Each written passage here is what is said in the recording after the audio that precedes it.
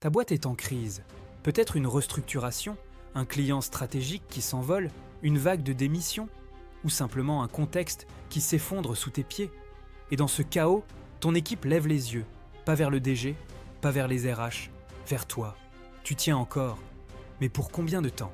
Parce que la crise ne détruit pas les équipes par manque de ressources, elle les détruit par manque de cap, de clarté et de confiance dans leur manager.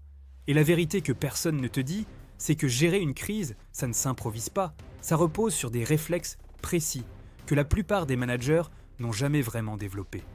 Aujourd'hui, je te donne les 4 réflexes concrets qui font la différence. Premier réflexe, clarifier dans le chaos. En temps de crise, le bruit monte, les rumeurs circulent. Chacun interprète, projette, imagine le pire. Et pendant ce temps, ton équipe n'attend pas que tu règles tous les problèmes. Elle attend une chose, savoir où regarder.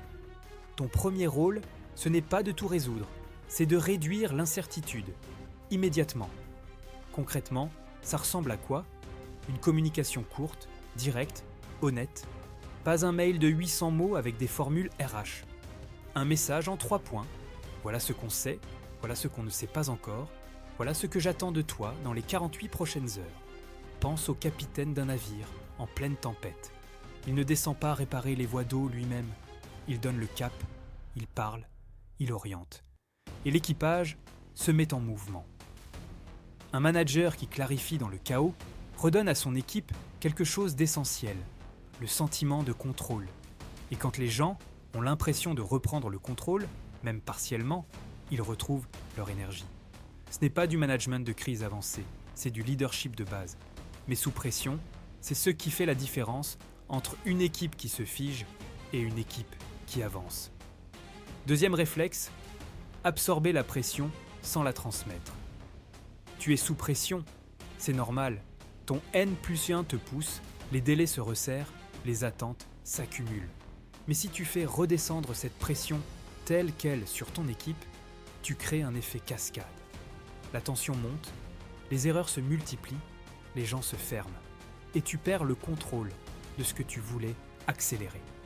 Le manager efficace en temps de crise ne fait pas semblant que tout va bien, mais il filtre. Il absorbe une partie de la tension avant qu'elle n'atteigne son équipe. Pense à un filtre à eau. Il reçoit la pression du réseau, parfois forte, parfois turbulente. Ce qu'il délivre, c'est de l'eau propre. Ton rôle, c'est exactement ça. Concrètement, quand ton chef te met la pression, tu notes, tu analyses, tu traduis et tu redescends une version structurée, pas une version paniquée. Tu dis, on a un vrai défi cette semaine. Voilà notre priorité absolue. Voilà les ressources qu'on a. Voilà ce que j'ai besoin que tu fasses. Pas. La direction est stressée. Il faut que ça se passe bien sinon. Cette différence entre transmettre et absorber, c'est l'une des compétences les plus rares en management. Et c'est celle qui préserve la performance de ton équipe quand tout le monde autour de toi est dans la réaction. Si tu veux devenir manager sans t'épuiser, télécharge mon plan gratuit 30 jours pour devenir manager. Lien en description. Troisième réflexe, décider vite, même sans toutes les données. C'est là où la plupart des managers se bloquent. En crise, tu n'as jamais toutes les informations. Tu n'auras jamais la certitude. Et si tu attends d'être sûr à 100%, tu seras toujours en retard d'une longueur. Dis-moi en commentaire, est-ce que toi, tu as tendance à trop attendre avant de décider en situation de pression? Le réflexe à développer, c'est la décision suffisante. Pas la décision parfaite, la décision suffisante, prise au bon moment, avec les données disponibles. Jeff Bezos avait une règle claire. Une décision prise sur 70% des informations disponibles vaut mieux qu'une décision prise sur 90% si elle arrive trop tard. Parce que la vitesse de décision en temps de crise, c'est un avantage en soi. Pratiquement, pose-toi 3 questions simples. Quel est le risque réel si je ne décide pas maintenant? Quelle est la décision qui me laisse le plus d'options ouvertes? Et si je me trompe, est-ce que je peux corriger le tir? Si la réponse à la 3e question est oui, tu décides. Maintenant, sans attendre.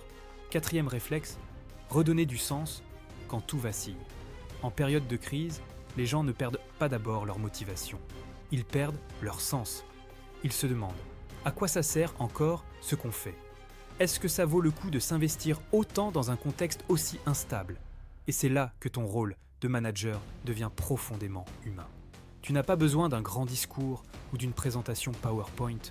Tu as besoin de rappeler régulièrement et simplement pourquoi ce que fait ton équipe compte, ce que vous construisez ensemble, les petites victoires du jour, même modestes, la progression, même lente. Une phrase que tu peux utiliser dès demain. Je sais que c'est difficile en ce moment. Et c'est précisément pour ça que ce que vous faites aujourd'hui a une vraie valeur. On avance, ensemble. Ça paraît simple, ça paraît évident. Mais dans le feu de l'action, la plupart des managers oublient de le dire. Et quand les gens ne l'entendent plus, ils commencent à chercher ce sens ailleurs. Les crises ne révèlent pas les managers parfaits, elles révèlent les managers présents, clairs, capables de tenir leur équipe debout quand tout vacille autour d'eux. C'est ça, un vrai leader. Lequel de ces 4 réflexes te manque le plus en ce moment? Dis-le moi en commentaire. Je lis tout. Si cette vidéo t'a aidé, partage-la à un manager autour de toi qui traverse une période difficile. Il en a peut-être besoin maintenant. Abonne-toi à la chaîne pour ne rater aucune vidéo et je te retrouve très vite avec du nouveau contenu pour passer au niveau supérieur. Cela étant dit, merci d'avoir regardé et à la prochaine fois.